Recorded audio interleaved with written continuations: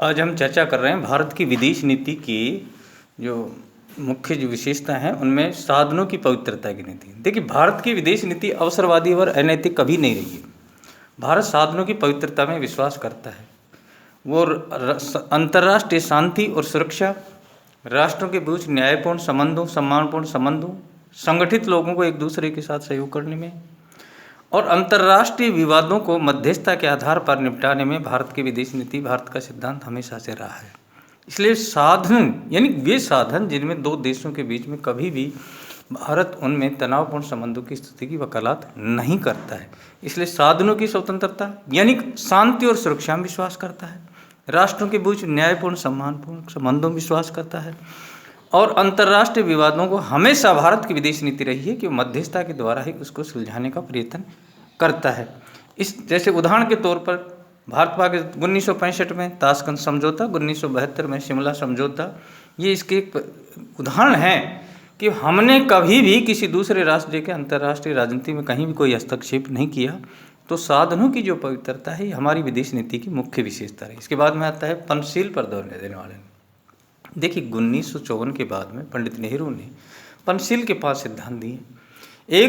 एक दूसरे की प्रादेशिक अखंडता और सुरक्षा का सम्मान किया जाए, अनाक्रमण यानी किसी भी दूसरे राष्ट्र के मामले में अनावश्यक हस्तक्षेप नहीं किया जाना चाहिए, एक दूसरे पर बिना किसी कारण से आक्रमण नहीं किया जाए, और इसके अलावा समानता और पारस्परिक लाभ और शांतिपूर्ण सहअस्तित्व है। ये पंडित नेहरू के पंचशील के 5 सिद्धांत हैं और यही भारतीय विदेश नीति के मुख्य सिद्धांत हैं एक तरह से। तो यानी अंतर्राष्ट्रीय स्तर पर जो पंडित नेहरू के पंचशील सिद्धांत हैं उनका बहुत अधिक सर्वप्रथम 29 अप्रैल 1954 को भारत और चीन के समझौते में भी इसका पालन किया गया था। इसके अलावा साम्राज्यवाद और प्रजाति विभेद का विरोध। भारत की विदेश नीति की विशेषता हमेशा से साम्राज्यवाद और प्रजाति विभेद का विरोध रहा है कि जिस भी राष्ट्र ने साम्राज्यवाद का समर्थन किया है भारत हमेशा से उसके विरोध में है। 1956 में चाहे इंग्लैंड और फ्रांस मिलकर मिस्र पर आक्रमण किया हो, इसके अलावा भारत ने Libya, Tunisia, Morocco, Malaya, Algeria आदि देशों की स्वतंत्रता का पुरजोर समर्थन किया है। और साम्राज्यवाद की हमेशा भारत ने अफ्रीका के रोडेशिया और नामीबिया देशों की स्वतंत्रता का भी समर्थन किया है। तो यानी जातीय विरोध, चाहे दक्षिण अफ्रीका की रंग भेद नीति हो, हमने हमेशा से उसका विरोध किया है कि दक्षिण अफ्रीका में जो श्वेत लोगों द्वारा जो अश्वेत लोगों पर तो जो अत्याचार किया जा रहा है वो गलत है। और भारत ने हमेशा गुटनिरपेक्ष शिखर सम्मेलन के माध्यम से हो चाहे अन्य किसी माध्यम, चाहे महात्मा गांधी ने वहाँ जाकर दक्षिण अफ्रीका में इस नीति का विरोध किया है। हमेशा जो प्रजाति विवाद, काले गोरे का जो भेद है और जो साम्राज्य विस्तार की चाहे वियतनाम हो, कंपूचिया हो, चाहे लाओस हो, इनमें हमेशा अमेरिका की जो नीति है, अमेरिका का जो हस्तक्षेप है, भारत ने उसको विरोध किया है। चाहे नाटो संधि हो, चाहे सीटो संधि हो, चाहे वार्सा पैक्ट हो, ये जितनी भी इन महाशक्तियों द्वारा जो सैनिक गुट संगठन बनाए गए हैं उनका हमेशा भारत ने विरोध किया है।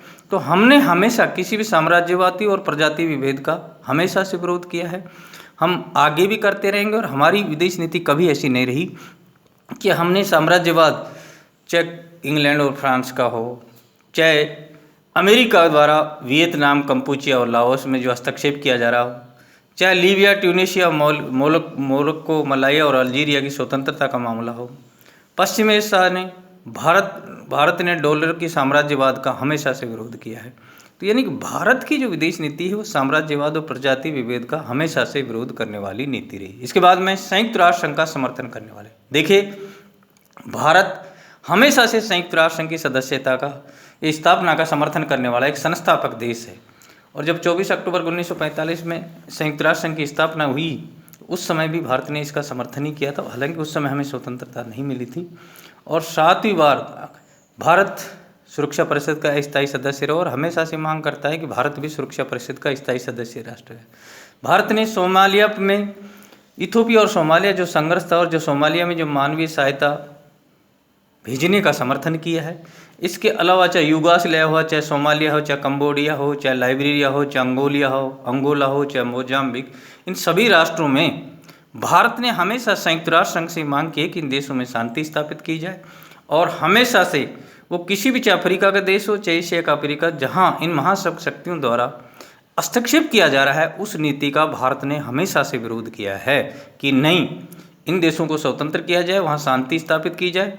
चाहे सूडान में संयुक्त राष्ट्र मिशन को, वो जो पंडित नेहरू ने स्पष्ट है कि हम संयुक्त राष्ट्र संघ के बिना आधुनिक विश्व की कल्पना नहीं कर सकते। ये पंडित नेहरू का एक व्यक्तित्व है कि संयुक्त राष्ट्र संघ की स्थापना होनी चाहिए। संयुक्त राष्ट्र संघ का मुख्य दायित्व अंतर्राष्ट्रीय विश्व में शांति और सुरक्षा स्थापित हो, और जो उसका जो महत्वपूर्ण अंग सुरक्षा परिषद, उसमें भारत ने हमेशा से एक स्थायी सदस्य राष्ट्र के रूप में एक मांग रखी है। तो यानी पंडित नेहरू ने, हमारे प्रथम प्रधानमंत्री पंडित नेहरू ने कल्पना की थी कि बिना संयुक्त राष्ट्र संघ के हम एक आधुनिक विश्व की कल्पना नहीं कर सकते। हमारे प्रधानमंत्री वाजपेयी भी 21वीं सदी में संयुक्त राष्ट्र संघ में 6 से 8 सितंबर 2000 में संयुक्त राष्ट्र को संबोधित करते हुए प्रधानमंत्री अटल बिहारी वाजपेयी ने आतंकवाद के विरुद्ध एक संयुक्त कार्यवाही करने का एक सुझाव दिया गया था। तो यानी हमेशा हमारी जो नीति है वो शांति पर निर्माण की रही है, और सुरक्षा परिषद के स्थायी सदस्य के राष्ट्र के लिए हमारी हमेशा से ही मांग रही है। शांति निर्माण में भारत ने 4 नवंबर 2010 को शांति निर्माण में $2 मिलियन अमेरिकी डॉलर के अतिरिक्त योगदान घोषणा की है। और हमेशा से भारत की विदेश नीति ये रही है कि वो किसी भी मामले में, देखिए जितने भी अंतर्राष्ट्रीय विश्व में जहाँ कहीं भी दो देशों के बीच में जो तनावपूर्ण स्थिति है, भारत ने उस स्थिति को शांतिपूर्ण तरीके से समझाने में सुधार किया। हमने कभी आतंकवाद को बढ़ावा नहीं दिया। पाकिस्तान हो चाहे अन्य कोई भी देश हो, जहाँ आतंकवादी घटना है, हमने संयुक्त राष्ट्र संघ के मंच के माध्यम से, चाहे हमारी कश्मीर समस्या हो चाहे अन्य कोई समस्या हो, हमने उसका शांतिपूर्ण तरीके से समाधान है। इसके तहत हमने शिमला 1950 का समझौता, 1972 में शिमला समझौता, यानी हम अपने पड़ोसी देशों के साथ भी, चाहे पाकिस्तान हो चाहे चाइना हो, इनके साथ एक सम्मानपूर्ण और शांतिपूर्ण संबंधों में हमेशा विशेष। तो हमारी विदेश नीति की विशेषता ये रही है कि हम संयुक्त राष्ट्र संघ का समर्थन करते हैं, हम साम्राज्यवाद और प्रजाति विभेद का विरोध करते हैं, हम पंचशील के सिद्धांत को कहते हैं। ये सब भारत की विदेश नीति के संदर्भ में है।